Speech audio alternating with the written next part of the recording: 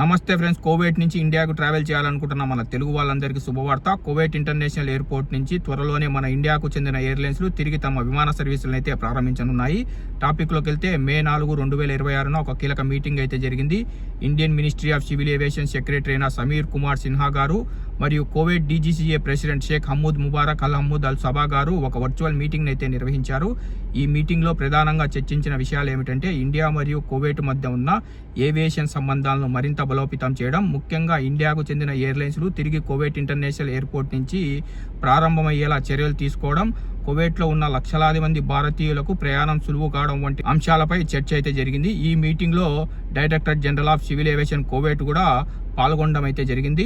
ప్రస్తుతం కువైట్ నుంచి ఇండియాకు వెళ్ళడానికి లిమిటెడ్ ఫ్లైట్స్ మాత్రమే ఉన్నాయి. టికెట్ ధరలు ఎక్కువ ఉన్నాయి, డైరెక్ట్ ఫ్లైట్లు కూడా తక్కువ ఉన్నాయి. ప్రయాణం కష్టంగా అయితే మారింది. కానీ ఈ చర్చల వల్ల మరిన్ని ఫ్లైట్లు పెరిగే అవకాశం ఉంది, టికెట్ ధరలు తగ్గే అవకాశం ఉంది, ట్రావెల్ ఈజీ అవుతుంది. ఇంకా అలాగే కువైట్లో ఉన్న మన భారతీయ ప్రవాసులకి ఈ అప్డేట్ చాలా రిలీఫ్ అయితే ఇస్తుంది.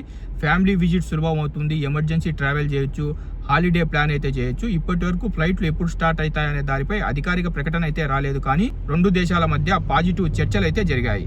ఈ సమావేశాల అనంతరం త్వరలోనే ఒక గుడ్ న్యూస్ వచ్చే అవకాశం ఉంది. కువైట్ నుంచి మన ఇండియాకు చెందిన ఎయిర్లైన్స్లు తమ విమాన సర్వీసుల్ని ప్రారంభించే అవకాశం అయితే ఉంది. ఫ్రెండ్స్, మీకు కనుక ఈ వీడియో ఇన్ఫర్మేటివ్ అనిపిస్తే వీడియోని లైక్ చేసి మన తెలుగు వాళ్ళందరికీ షేర్ చేయండి. అలాగే ఈ సమావేశం మీద మీ అభిప్రాయం ఏందో కింద కామెంట్ సెక్షన్లో తెలపండి.